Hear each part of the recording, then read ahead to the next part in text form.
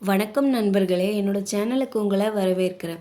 அர்ஜுனனின் தேர்க்கொடியில் ஆஞ்சநேயர் எப்படி வந்தார்? அதை தெரிந்து கொள்ள வாங்க இன்னைக்கு காணொளிக்குள்ளே போகலாம். அர்ஜுனனுக்கு ஒரு முறை மனதில் சந்தேகம் எழுந்தது.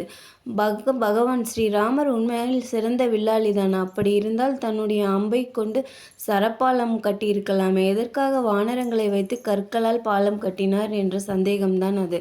அதை தீர்த்து கொள்ள முடிவு செய்தான். அவன் பாசுபதாஸ்திரத்தை வேண்டி தவம் செய்ய சென்று கொண்டிருக்கும் பொழுது ஆஞ்சநேயர் ஒரு சாதாரண வானரம் வடிவில் ராமநாமம் ஜபித்து கொண்டிருந்தார். அதை பார்த்த அர்ஜுனன், ஏய் வானரமே, உன்னுடைய ராமர் உண்மையிலேயே சிறந்த வில்லாளிதானா? அப்படி இருந்திருந்தால் அவர் சரப்பாலம் கட்டியிருக்கலாம், எதற்காக கற்களை கொண்டு பாலம் கட்டினார் என்று கேட்கிறான். அதை கேட்ட ஆஞ்சநேயர் அர்ஜுனன் தான் என்று உணர்ந்து கொண்டு, சரப்பாலம் கட்டி இருந்தால் என் ஒருவன் பாரத்தை அது தாங்கி இருக்காது, அத்தனை வானரங்கள் எப்படி சென்றிருக்க முடியும் என்று கேட்கிறார். சரி, இப்பொழுது நதிக்கு குறுக்கே நான் ஒரு சரப்பாலம் கட்டுகிறேன், அதில் நீ மட்டுமல்ல எத்தனை வானரங்கள் வேண்டுமானாலும் அதில் நடக்கலாம் என்று கூறுகிறான். பாலம் உடையாது என்கிறான். சரி, அதையுமே பார்ப்போம் என்று இருவரும் பந்தயம் வைத்து கொள்கின்றனர். அப்பொழுது பாலம் உடைந்து விட்டால் நான் இங்கேயே வேள்வித்தி வளர்த்து உயிர் துறப்பேன் என்று சொல்கிறான் அர்ஜுனன். ஆஞ்சநேயரோ, அப்படி பாலம் உடைந்து விட்டால் நான் என் காலம் முழுவதும் உன்னுடைய தேர்க்கொடியில் நான் இருப்பேன் என்று கூறுகிறான். இருவருக்கும் பந்தயம் நடக்கிறது. அர்ஜுனன் சரப்பாலம் கட்டுகிறான். அதில் ராமநாமம் ஜபித்துவிட்டு ஆஞ்சநேயர் காலை எடுத்து வைத்த உடனேயே அந்த பாலம் சுக்குநூறாய் உடைந்து விடுகிறது. இதை அறிந்த அர்ஜுனன் அதிர்ச்சியுற்று தன்னுடைய தோல்வியை ஒத்திக்கொள்கிறான். ஒத்துக்கொண்டு விட்டு வேள்வித்தை வளர்த்து அதில் குதிக்கப் போகிறான். அப்பொழுது இங்கு என்ன நடக்கிறது என்று ஒரு குரல் கேட்கிறது. இருவரும் திரும்பி பார்க்கின்றனர்.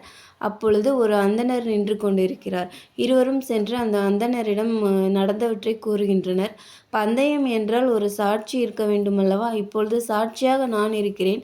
மறுபடியும் நீ பாலம் கட்ட, இந்த வானரம் செல்லட்டும், அப்பிறகு பார்க்கலாம் என்று சொல்கிறார். அதேபோல் அர்ஜுனனும் பாலம் கட்டுகிறார், கிருஷ்ணரை ஜபித்து கொண்டு. இப்பொழுது ஆஞ்சநேயருக்கு ஒரு கர்வம் வந்துவிட்டது.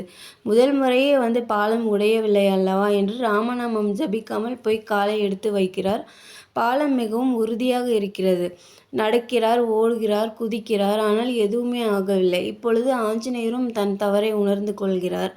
இருவரும், இது ஏதோ லீலை போல் தெரிகிறதே என்று நீங்கள் யார் என்று இருவரும் கேட்கின்றனர்.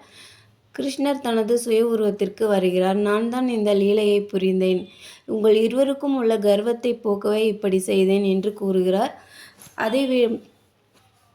அதைவிடவும் நீங்கள் உங்களால் தான் எல்லாம் முடியும் என்ற ஆணவம் உங்களுக்குள் இருந்தது, அதனால்தான் தோற்றீர்கள். முதல் முறை அர்ஜுனன் என்னை நினைக்காமல் பாலம் கட்டினான். ஆனால் ஆஞ்சநேயா, நீயோ ராமரை ஜபித்துவிட்டு காலை வைத்தாய், அதனால் அது சுக்குநூறானது, நீ வெற்றி பெற்றாய். இரண்டாம் முறை உனக்கு கர்வம் வந்துவிட்டது.